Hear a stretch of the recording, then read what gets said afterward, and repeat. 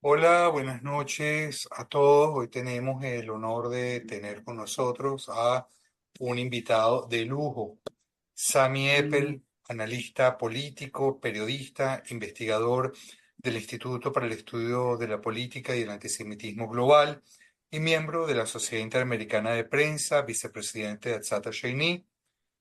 Sami, gracias por aceptar nuestra invitación, gracias por estar con nosotros en Cultura Mundis. Hoy nos traes un tema delicado, ¿no? Gracias a Cultura Mundis, gracias a Johnny, gracias a Valerie, a todo el grupo. Gracias por estar hoy aquí para conversar sobre un tema eh, difícil, complicado, eh, pero necesario. Eh, Miren, vivimos tiempos difíciles, eh, donde, por ejemplo, para ponernos en contexto, eh, mucha gente ya no quiere educación. Lo que quieren es información. Y no es lo mismo. Entonces, cuando se cambia la educación por la información, entonces nos va a llegar esa información. Y yo que he estado involucrado en la media durante los últimos 30 años, les puedo decir que más de la mitad de la información que está allá afuera es mentira. Estamos siendo víctimas todos, todos, de la mentira, de lo que llaman el fake news. Ahora, ¿qué es lo que causa esto? ¿Cuál es el propósito de esto? La gente piensa, bueno, es que alguien se puso en Facebook o en Twitter o en alguna de las plataformas y decidió decir una mentira. Y eso es. No es tan fácil. Aquí se trata de organizaciones donde tienen decenas de miles de personas eh, escribiendo, enviando o reenviando lo que llaman bots hoy en día. Y entonces eh, causan un impacto grande, pero que resulta que ese impacto, gran parte del impacto, lo que hace es confundir a la gente y engañarla. Eso está pasando mucho. Ahora bien, ya entrando un poco en el tema, un previo también, me refiero a los prejuicios y al odio. Todos tenemos prejuicios, todos. El mundo está lleno de prejuicios. Es casi una cuestión natural del ser humano tener algún prejuicio. Algunos tenemos muchos, otros tienen pocos, pero todos tenemos prejuicios. Los prejuicios pueden ser de orden racial, religiosa, social, académica. Eh, Pueden haber prejuicios de la forma como alguien se viste, como alguien se peina. Y hay prejuicios políticos también, obviamente.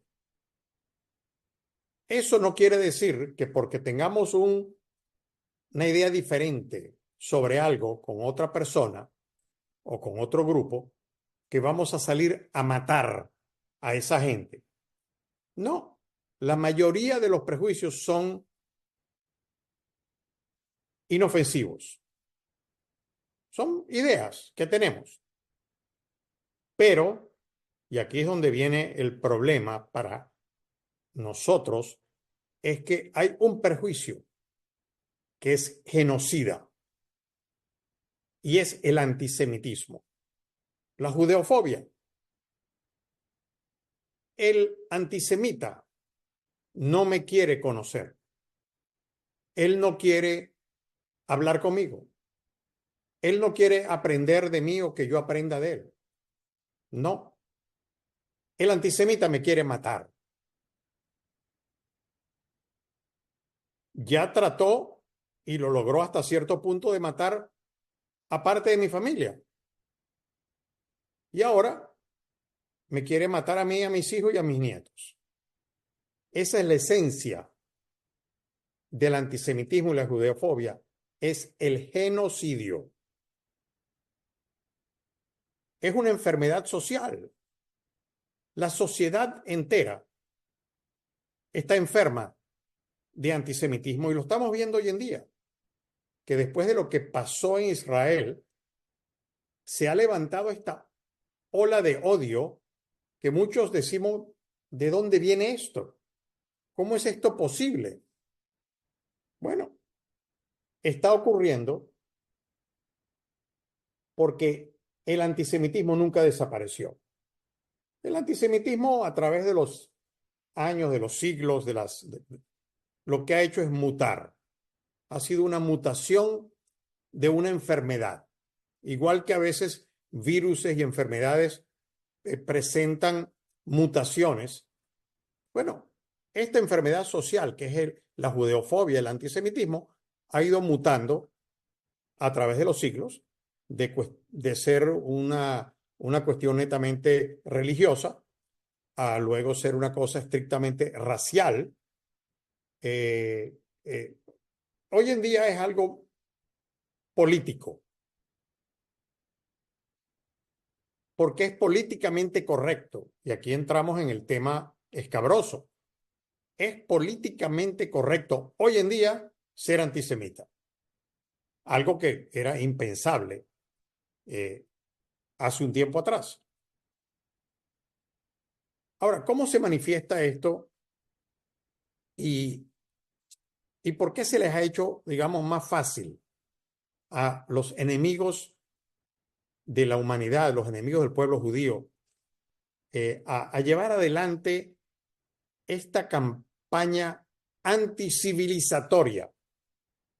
Porque de verdad lo que estamos viendo es una campaña para terminar con la civilización occidental o con la civilización judeocristiana como la conocemos. Porque el que trata de entender esto desde el punto de vista de la civilización no lo entiende. Dice, bueno, ¿por qué está pasando lo que está pasando? También, hay un paralelismo hoy en día que me es muy preocupante y debería ser preocupante para todos, que es el paralelismo de lo que está pasando hoy en día y lo que ocurrió en la Alemania de los años 30.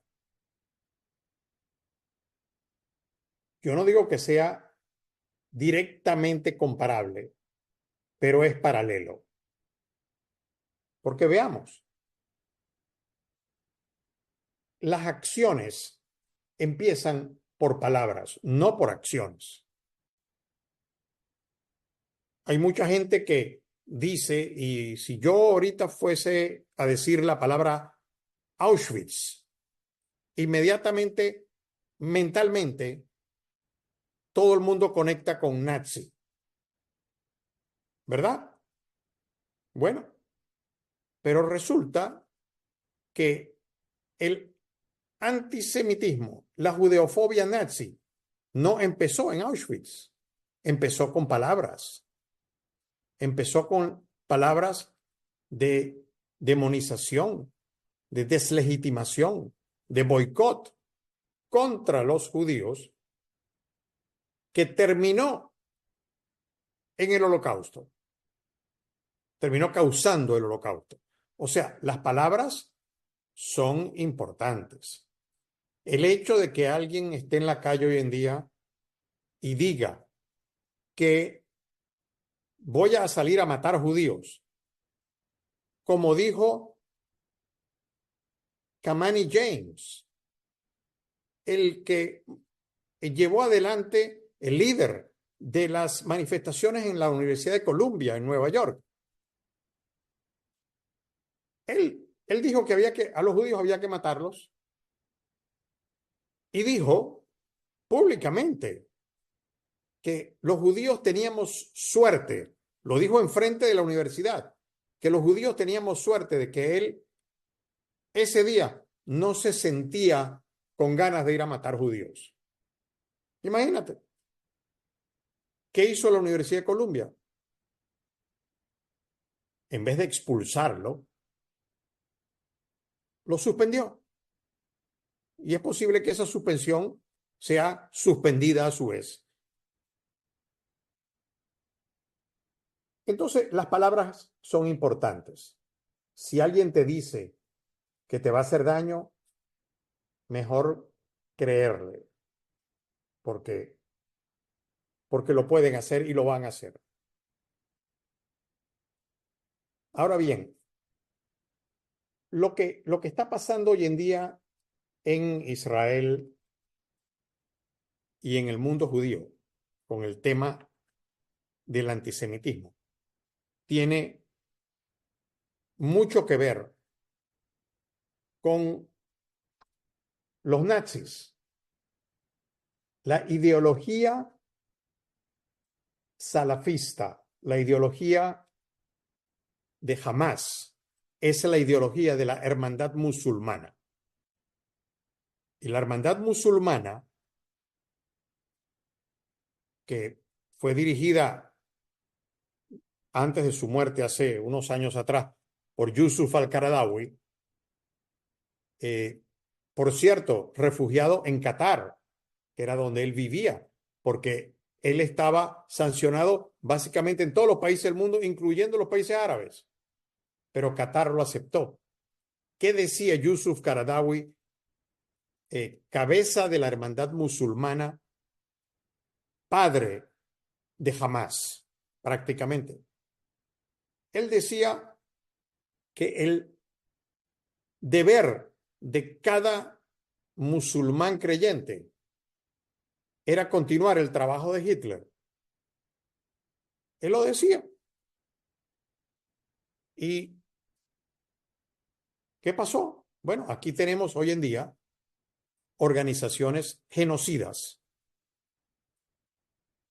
que están tratando no solamente de atacar el Estado de Israel, sino de matar la mayor cantidad de judíos posible. Ahora, al principio yo había dicho prejuicios y odio. ¿De dónde viene el odio? Ningún niño nace odiando. Los que tenemos hijos y nietos, sabemos que nuestros hijos y nuestros nietos nos quieren de manera natural y nosotros los queremos a ellos de manera natural. El amor es natural, pero el odio tiene que ser enseñado. Escuchen bien, el odio tiene que ser enseñado porque ningún niño nace odiando. Y lo acabamos de ver hace 7 meses atrás en eh, en el ataque sadístico, terrible, de los palestinos de Hamás en el sur de Israel. Esos que atacaron, esos miles de jóvenes palestinos que atacaron a los pueblos en la frontera de Israel, con Israel, tenían una edad media de 21 años. 21 años. Si nos ponemos a hacer números, en el año 2007, cuando Hamás se hace cargo, toma por asalto el gobierno de Gaza e instituye un régimen teocrático basado en los principios de la hermandad musulmana.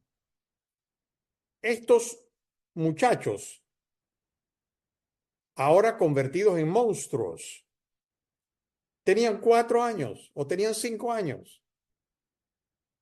Ellos no odiaban a los judíos porque no conocían a ningún judío, básicamente. Y sin embargo, fueron capaces de cometer unos actos atroces que son hasta difíciles de creer que un ser humano pueda llevar a cabo semejante barbaridad. Y lo hicieron. Pero no solamente lo hicieron porque eran soldados o los habían entrenado No, lo hicieron por convicción. Ellos disfrutaron el violar, el quemar niños, el torturar gente, el llevarse gente rehén. Ellos lo disfrutaron, pero no solamente lo disfrutaron ellos se lo comunicaron a sus familias. Los llamaban por teléfono y les decían: acabo de matar 10 judíos, papá y mamá. Y papá y mamá le decían, lo felicitaban. Y los que morían, porque obviamente algunos murieron en combates ahí, son considerados hoy en día como mártires, en vez de ser considerados como unos criminales sádicos. Resulta que los consideran mártires. Ahora bien, ¿qué está pasando en el mundo? ¿Por qué el mundo se está contagiando con esto? ¿Qué es lo que está pasando? Les voy a llamar la atención sobre algo que pasó en la Universidad Metropolitana de Ciencias de la Educación de Santiago de Chile. El jueves pasado, hace apenas 4 días, donde los grupos de estudiantes hacen un comunicado. Ya no es simplemente como lo que hemos visto en otras universidades con griterías y pancartas y slogans. No, ahora es un comunicado escrito donde señalan el origen criminal de Israel, acusan a Israel y a los sionistas de criminales e infanticidas. Ya viene el tema de la... Y aquí viene la guinda de la torta. Y demandan que profesores judíos que dan clase en esa universidad sean expulsados. Entonces, ya estamos entrando en un tema donde donde viene el paralelismo con la Alemania nazi, donde se quiere limpiar, donde se quiere cancelar a judíos que son profesores de la universidad. Esto fue tan grave que el propio embajador de Israel en Chile, Gil Arcieli, no le quedó más remedio que hacer a su vez un comunicado preguntando si estábamos en Alemania del 1930 o estábamos en Chile del 2024, porque él estaba confundido. Imagínense, un embajador de Israel.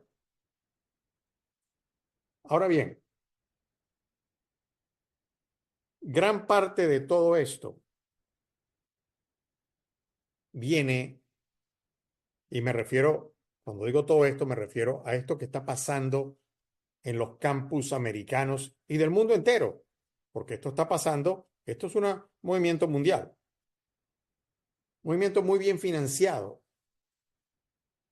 en particular por, por un país. Hay varios países involucrados, pero hay un país que provee el cash, que provee el dinero, porque tiene fondos ilimitados. Me refiero a Qatar.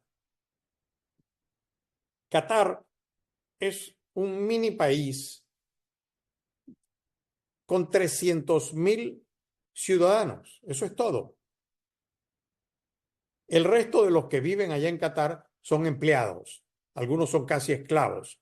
Pero los únicos que tienen derechos en Qatar son 300.000 personas, que son los ciudadanos. Pero ese pequeño país que tiene una riqueza petrolera y gasífera inmensa, es el donante, primer donante, número uno de las universidades norteamericanas. ¿Qué tal? ¿Por qué? ¿Ellos están acaso interesados en, en la academia? ¿Están interesados en aprender algo? ¿Están interesados en... No, están interesados en lo que se llama hoy en día soft power, o sea, lo que llaman el poder suave. Es más, vamos a ganar poder a través del dinero. Eso es lo que ellos están haciendo. Al ser el número uno donante de universidades norteamericanas y también de muchas universidades en Europa. Ahora, algunos creerán que eso, bueno, pues es porque esa gente son buena gente. Ellos les gusta donar dinero. No, ese dinero viene con condiciones. Eso no es que simplemente yo te voy a donar, como en el caso, por ejemplo, de Texas A&M, que recibe 1.3 billones, billones con B, de dólares de Qatar. Y entonces uno dice, bueno, pero ¿por qué precisamente se escoge esa universidad? ¿Por qué Texas A&M? Hay otras más.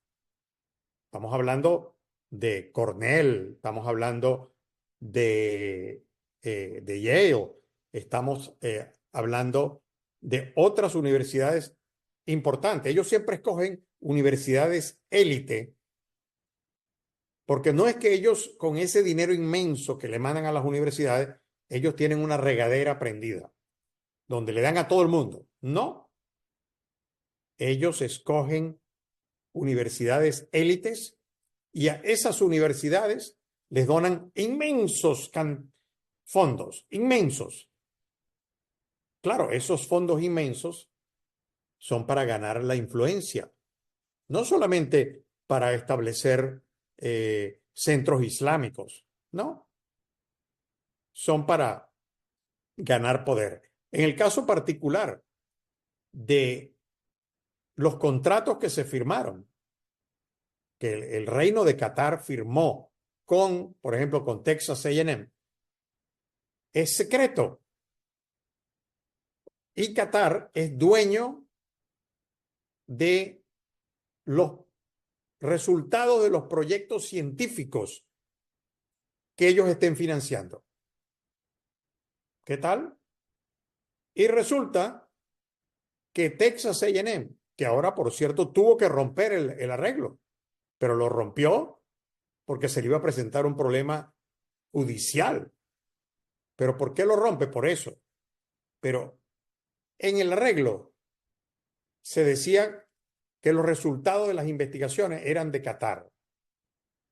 Resulta que Texas A&M es la universidad que más investiga sobre los temas atómicos y misilísticos en los Estados Unidos. Recibe grandes contratos de, eh, del gobierno americano, del Departamento de Defensa. Y entonces se inmiscuye Qatar ahí para tratar de qué? Para tratar de obtener información. 300.000 personas en Qatar tratando de manejar el mundo y obviamente financiando la ideología salafista criminal de la hermandad musulmana. Qatar, que obtuvo su independencia en el año 71, está basado en la ideología de la hermandad musulmana. Bien, ahora en el tema de las manifestaciones como tales. Yo le voy a pedir a Johnny que nos muestre una lámina que yo le envié, que es la única que voy a mostrar, porque lo dice todo. Esto que ustedes están viendo dice todo lo que hay que decir. ahí dice globalize the intifada. ¿Qué es la intifada? La intifada fue la supuesto levantamiento popular, que no era popular porque eran atentados terroristas, que se llevaron a cabo en Israel por terroristas de Hamás, que venían no solamente de Gaza, sino que venían también de Judea y Samaria, y que asesinaron a más de 2.000 judíos en bodas, en restaurantes, pizzerías, en autobuses, en centros comerciales, en la calle.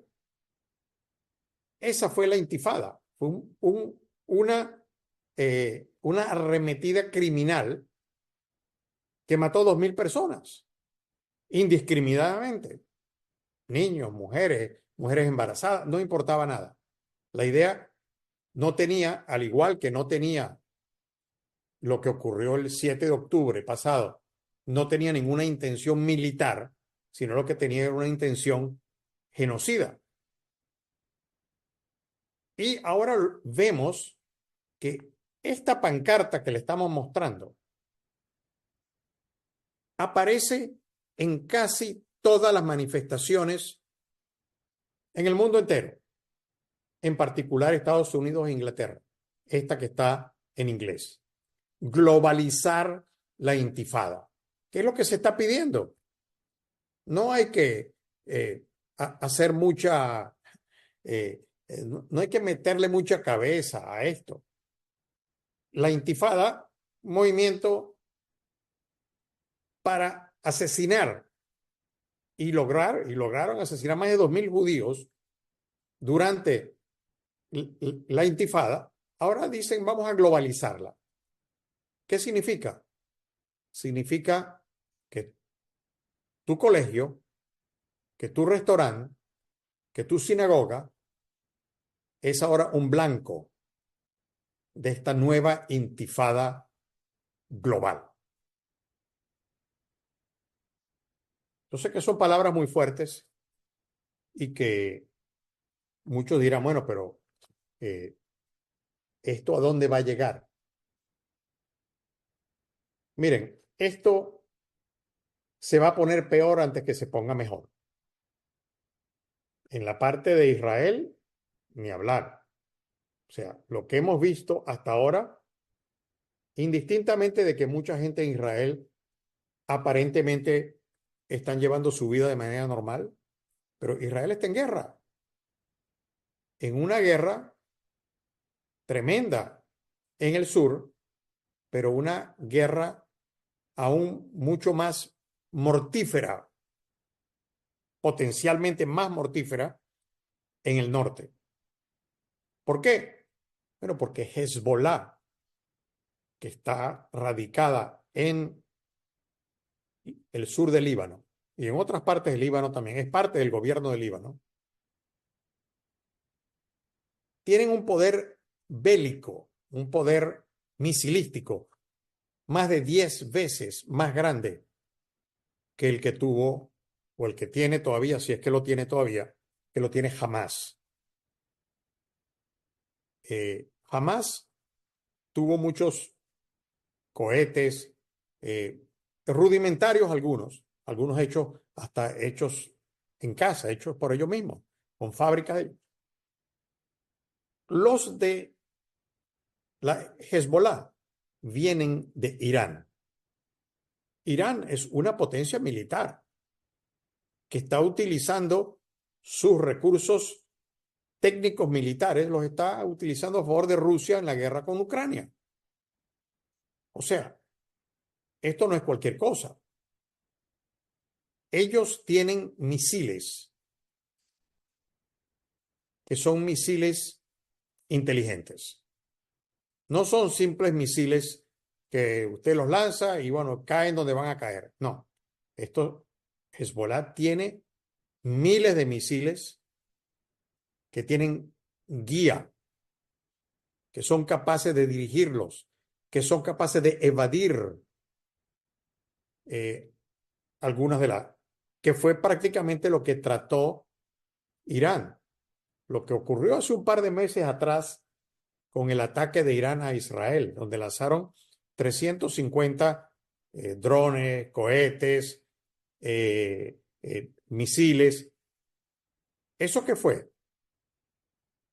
Ellos estaban probando las defensas de Israel y las probaron.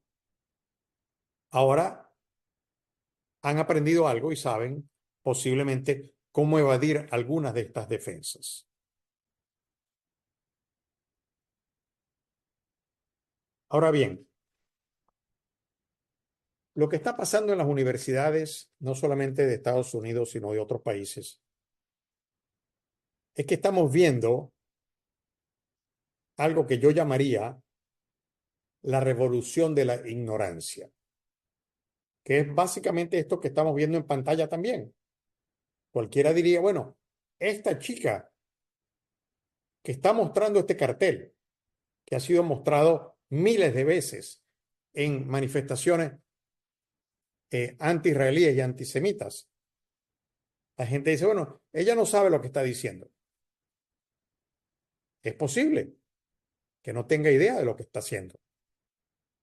Pero entonces uno se pregunta, bueno, ¿cómo es posible entonces que jóvenes que están yendo a universidades élites en el mundo entero no tengan capacidad de pensamiento crítico, de estudiar lo que está pasando, de tratar de entender y ver qué es lo que está pasando, sino que simplemente sucumban a la ignorancia, a lo que nosotros llamaríamos ignorancia?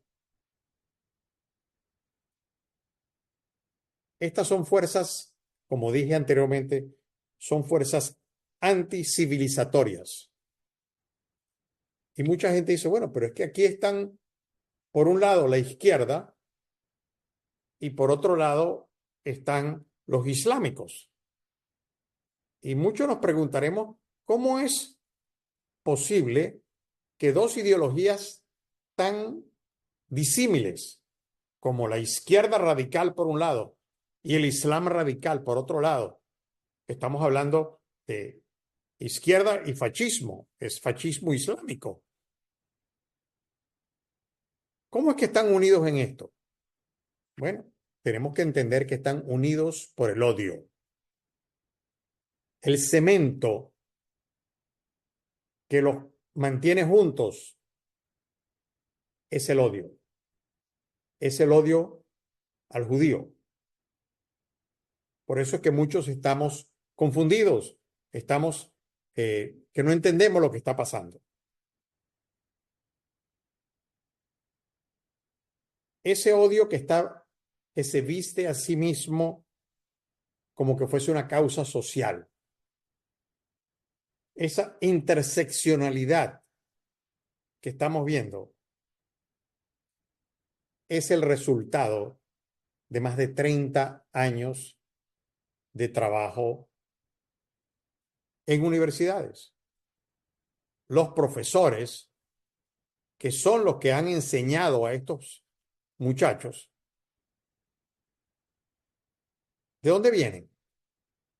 Vienen de otros profesores de izquierda en su momento que escogían, porque el profesor de una universidad, el profesor titular, escoge quién va a ser su profesor auxiliar.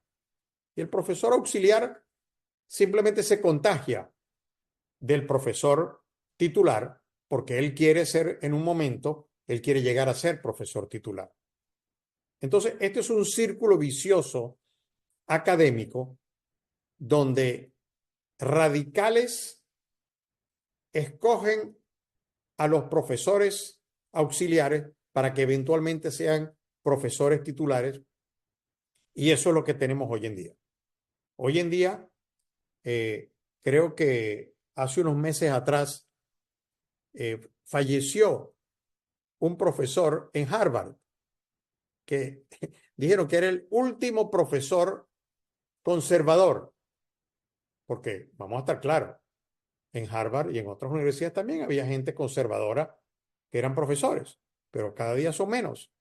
y cada día son menos judíos.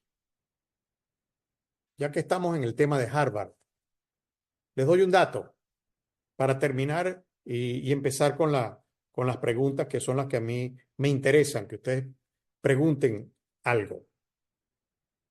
Eh, Hace 25 años, el 18% de los estudiantes de Harvard eran judíos. Había un número parecido de los profesores. Hoy en día, hoy en día, en Harvard hay menos del 4% de estudiantes judíos y de profesores. ¿Qué ha pasado? Nos han ido limpiando, nos han ido cancelando y no nos hemos dado ni cuenta. Todo esto parecía como muy bien, porque los profesores que a ellos no les gustaban, simplemente cuando les llegaba el momento de la jubilación, muchos profesores pueden optar por jubilarse y otros optan por quedarse. Bueno, a los profesores que ellos no querían, les daban algo así como una cajita feliz, les daban más dinero para que se retiraran y se fueran. Se manejó con dinero. Ahora, para terminar con el tema de las universidades, que es un tema increíblemente absurdo, hay un solo dato que dice, bueno, pero todo esto, esta repartición en las universidades de dinero, eh, montones de dinero que se hacen, eh, ¿quién hace esto? O sea, tiene que tener, hay un cerebro detrás de esto, esto no es, lo hay, lo hay. El cerebro se llama Sheikh Abdullah bin Ali Al Thani, director número 4 en la lista de directores de la Universidad de Georgetown en Washington. Ese es el centralizador de toda esta trama. Ese señor, Abdullah bin Ali Al Thani, es hermano del emir de Qatar, director de la Universidad de Georgetown. Bueno, yo creo que lo vamos a dejar hasta acá. Yo puedo seguir hablando sobre el tema durante horas, pero yo quisiera también escuchar, ya son casi 40 minutos, es lo que habíamos prometido, y entonces vamos a ser cumplidos con nuestra palabra. Y lo voy a dejar hasta acá, Johnny. Perfecto, Te Sammy. doy la palabra. Gracias. Vamos a invitarlos a que las preguntas, las intervenciones, por favor, las hagan por escrito a través del chat y yo se las leeré a Sami para que pueda comentarlas y responderles. Sami, yo como profesor universitario, como persona que está ligada a la comunicación, algo que me ha impresionado muchísimo, y tú haces esta intervención mientras los participantes se animan a escribir alguna pregunta.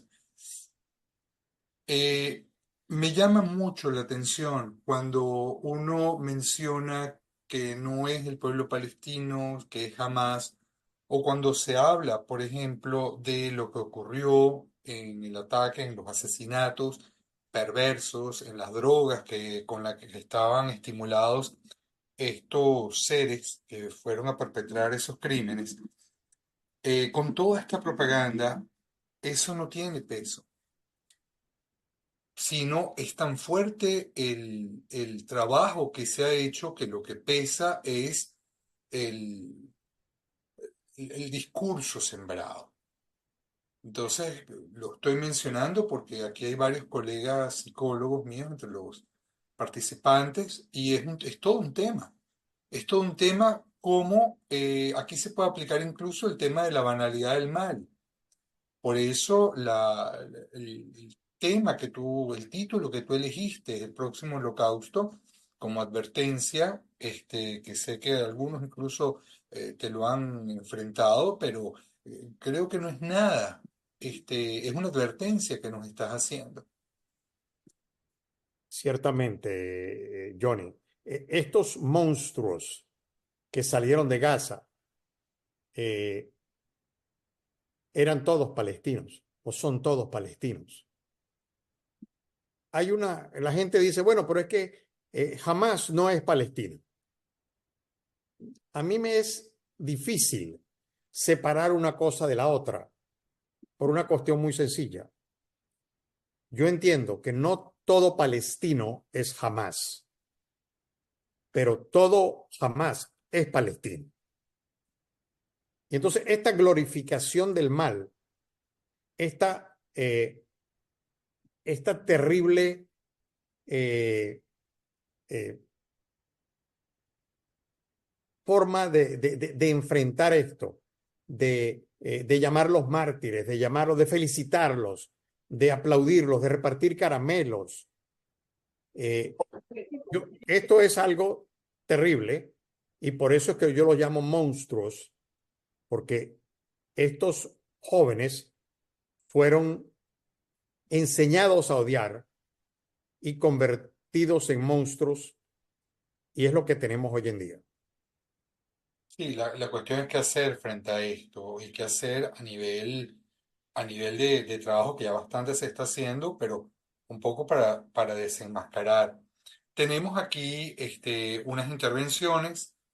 Está Esther Chocrón que te pide que por favor continúes. Irene Moledú, una extraordinaria colega educadora a nivel universitario y psicóloga, nos plantea qué podemos esperar en Venezuela. Esa intervención de Irene es bien importante. Clara Exelbirt, ¿qué ha pasado con los dirigentes de las instituciones judías, algunas tan poderosas en Nueva York, los gobiernos dónde están? Y Carolina Gali, ¿quién o quiénes son los políticos estadounidenses que permiten, o más bien propician, esta actividad islámica en territorio americano? Yo quisiera sumar al comentario de Carolina mi sorpresa absoluta, porque yo estoy muy ligado o estuve muy ligado a Noruega y lo que acaba de pasar para mí fue un golpe bajo, ¿no? Para Venezuela, las instituciones dónde están los gobiernos de Nueva York y quiénes son los políticos estadounidenses, Sami. Mira, en Venezuela el gobierno no tuvo que romper relaciones con Israel porque ya las había roto en el año 2009. Entonces, digamos que no, nos ahorramos ese absurdo que ha ocurrido con otros gobiernos cercanos. Me refiero a Colombia y a Chile.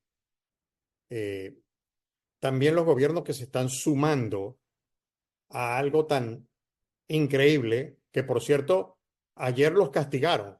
Me refiero a los surafricanos.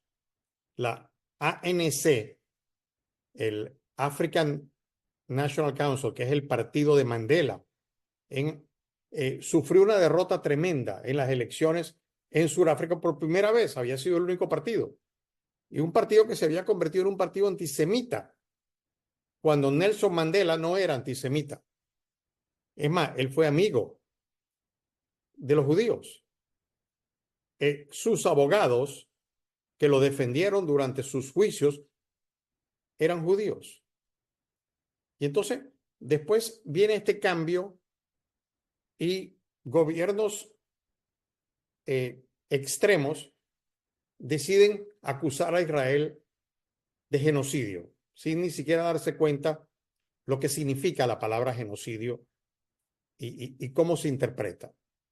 Y de pronto aparecen otros países, en este caso latinoamericanos, apoyando eso. Es terrible. No quiero entrar mucho en el tema Venezuela, porque el tema Venezuela eh, me es muy difícil, porque fue mi país. Yo nací en Maracaibo, me desarrollé en Venezuela, y lo que ha pasado en Venezuela, pues obviamente me afecta. Ahora bien, ahora vivo en Estados Unidos hace 8 años y también me ha tocado estudiar el tema americano. Y el tema americano de los políticos en relación a las comunidades judías tiene siempre algo que ver con las elecciones. El político americano, y asumo que el político en otras partes también, lo único que está interesado una vez que está en el poder es seguir en el poder, ser reelecto. Y entonces estamos viendo cómo se está llevando a cabo este cambio dentro de los Estados Unidos. El que lo está llevando a cambio, desafortunadamente, es un judío, es Bernie Sanders.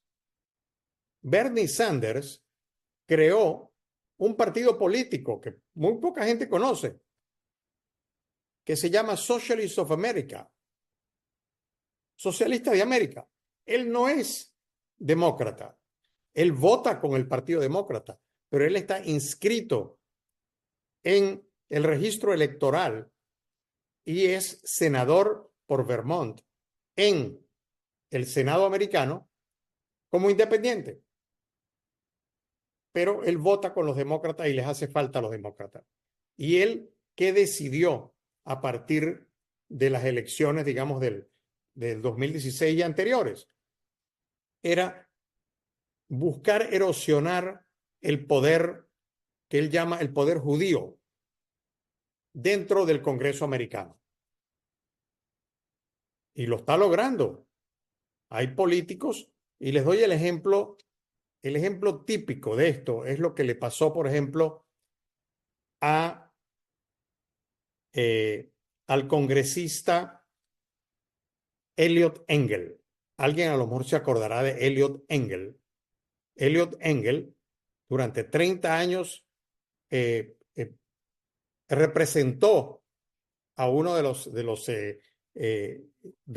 distritos de la ciudad de Nueva York y gran amigo de Israel. Y cuando su último cargo, él tenía el cargo más prestigioso de la Cámara de Representantes, él era el presidente de la Comisión de Relaciones Exteriores de la Cámara de Representantes americana. Y para Bernie Sanders y su gente de la izquierda, eso no era aceptable. Había que sacarlo.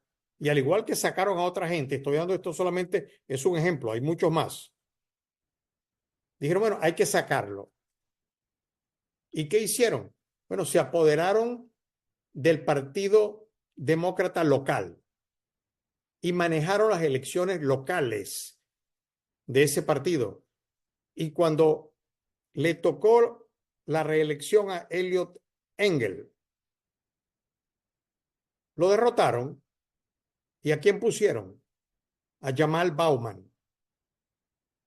El que ve a Jamal Bowman dice, bueno, ¿cuál es el problema? Jamal Bowman, de la raza negra, pero es un profesor, es un maestro de escuela.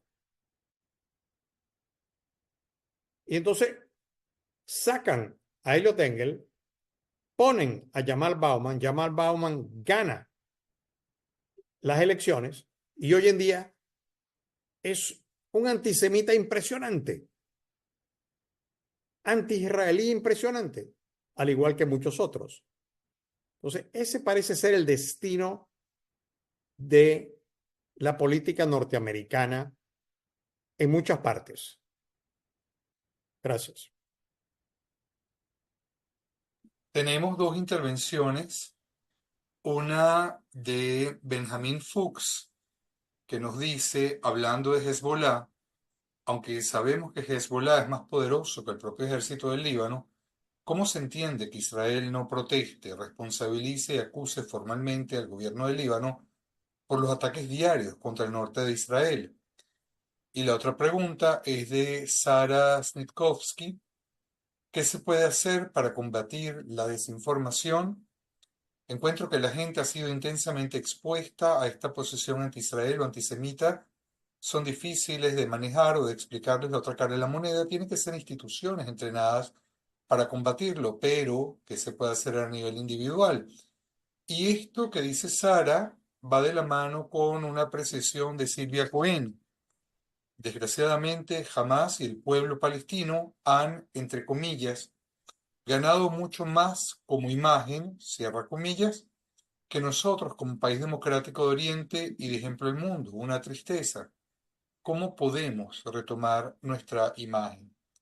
En Silvia el comentario es desde lo colectivo, en Sara desde el compromiso particular y Sami una pregunta geopolítica interesante. Mira, gracias Benjamín por tu pregunta. Mira, la situación con Hezbollah le ha sido de alguna manera favorable a Israel el hecho de que Hezbollah sea parte del gobierno de Líbano. Porque Israel le ha dicho al Líbano, y se lo ha dicho claramente, a lo mejor no públicamente, pero se lo ha dicho, señores, si ustedes quieren convertir a Beirut en Gaza, ese es su problema. Lo van a hacer. Si ocurre una guerra abierta,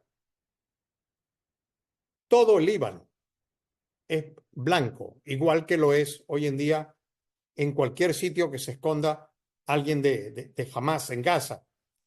Es blanco para ser atacado por Israel. Va a ocurrir lo mismo en el Líbano. Entonces, eh, por eso creo yo, es que el Hezbollah se ha circunscrito al lanzamiento de cohetes permanentemente. Lo hacen todos los días, ya han matado mucha gente. Israel simplemente responde con un bombardeo hacia el otro lado. Esa creo que es la situación geopolítica, porque al ser parte del gobierno del Líbano, eventualmente Irán está interesada en tomar el Líbano. Si Hezbollah se hace dueña del Líbano, que ya en parte lo es, porque el ejército de Hezbollah es más poderoso que el ejército libanés. Entonces, se estaría completando lo que se llamaría la media luna roja desde Irán hacia el Mediterráneo. La parte de Sara, lo de desinformación. Mira, el combate contra la desinformación es muy complejo. Yo expliqué antes que había un problema de educación contra información. Esto no se soluciona de un día para otro, y yo creo que esto es algo generacional. Porque esto que estamos viendo ahora, cualquiera dice, bueno, es que esto se despertó de pronto. No, esto estaba sembrado para ser activado en cierto momento. Lo activaron ahora para tratar de salvar a Hamas, para tratar de salvar la derrota de Hamas. Y obviamente banalizando la tragedia, el terror, el sadismo que fue el 7 de octubre. Y Silvia, mira, yo lo dije, Silvia, no hay, a mí me es difícil hacer una diferencia. Claro, ese soy yo entiendo que mucha gente la pueda tener. Me es difícil hacer una diferencia entre Hamas y los palestinos. Yo tengo amigos palestinos, supuestos amigos palestinos. Ahora ya no sé si son amigos míos, porque tenemos que recordar que durante el Holocausto, el primero que te denunciaba era tu vecino. A lo mejor había sido tu vecino por 20 años y había sido supuestamente tu amigo y y los hijos jugaban juntos, etcétera. Y él, para quedarse con tu propiedad, con tu casa, con lo que sea, te denunciaba con los nazis para que te desaparecieran. Entonces, ya yo tengo mis dudas con respecto al tema palestino. Un tema de educación que si no se aborda de manera generacional desde ya, o sea, parte de cualquier plan de paz, si es que pudiese existir tal cosa, tiene que ser que no se permita la educación del odio a los niños. O sea, ¿a dónde están? Y digo yo, ¿y dónde están las organizaciones de niños del mundo? Hay organizaciones de salven a los niños, denle comida a los niños. ¿Y por qué no hay esas organizaciones de niños? ¿Por qué no dicen nada con respecto al envenenamiento de los niños por organizaciones terroristas? Gracias. Sami, tenemos una pregunta de Carolina Gali. ¿Qué papel juega George Soros en todo este movimiento? ¿Estará involucrado de alguna manera? Ciertamente, yo no estoy diciendo que George Soros esté a favor de lo que pasó el 7 de octubre en Israel. Eso yo no lo puedo creer, pero bueno, todo es posible. Pero de que él ha sido financista de muchas de estas organizaciones, sí, de Students for Justice in Palestine. Él fue, por ejemplo, en el caso de hace 4 años atrás, en el año 2016, en el verano, cuando murió George Floyd a manos de un policía.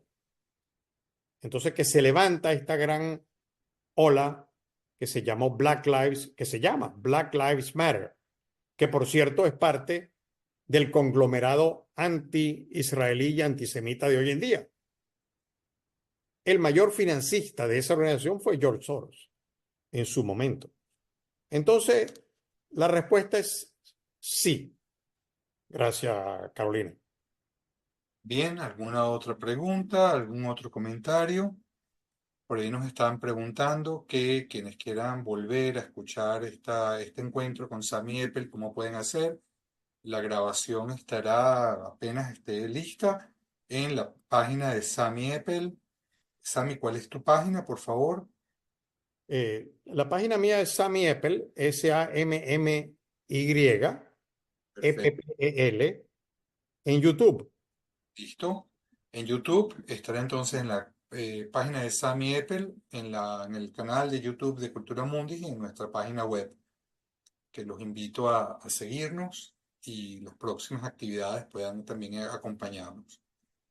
Bueno, Sami, no tenemos ahorita, a ver, creo que acaba de entrar otra pregunta, ya te digo, Felicitas Cort, que nos pone mucho gusto en saludarte, Sami, felicitaciones por abordar este escabroso tema.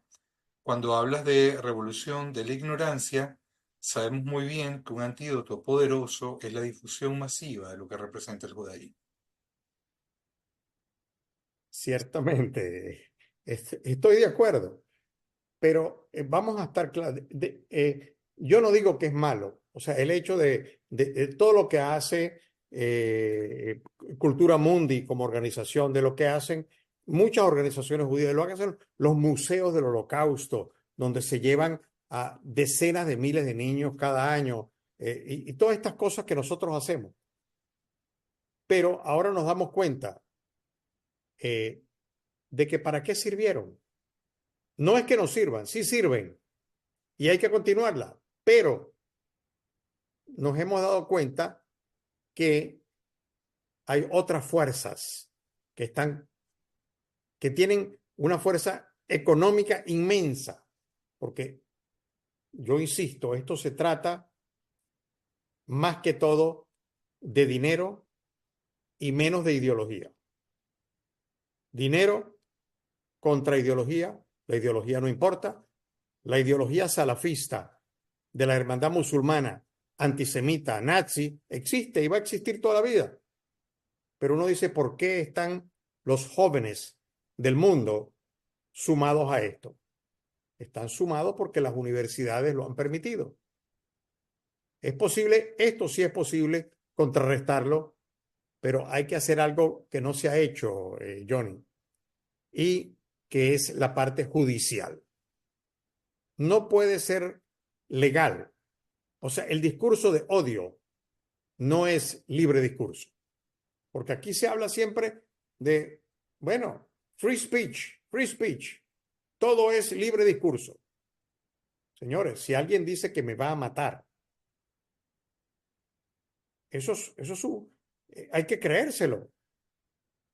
Ahora, en Estados Unidos, por ejemplo, al único que tú no puedes decir que vas a matar es al presidente de la República. Si tú dices eso, te va el servicio secreto a buscarte y te juician. Pero a todos los demás que estamos aquí, nos pueden decir cualquier cosa y no tenemos cómo atacarlo. Y yo creo que hay que poderlo atacar legalmente, porque si somos un país de leyes, tenemos que actuar dentro de la ley. Entonces, tienen que haber leyes para proteger a los ciudadanos del discurso de odio. Sí, Sami, ya para ir cerrando, hay un comentario que me deja preocupado y es un comentario de Dina Cooperstein. Porque Dina dice, muchas gracias, Sami y Johnny, muy clarificadora la charla y atención y descorazonadora ante todo.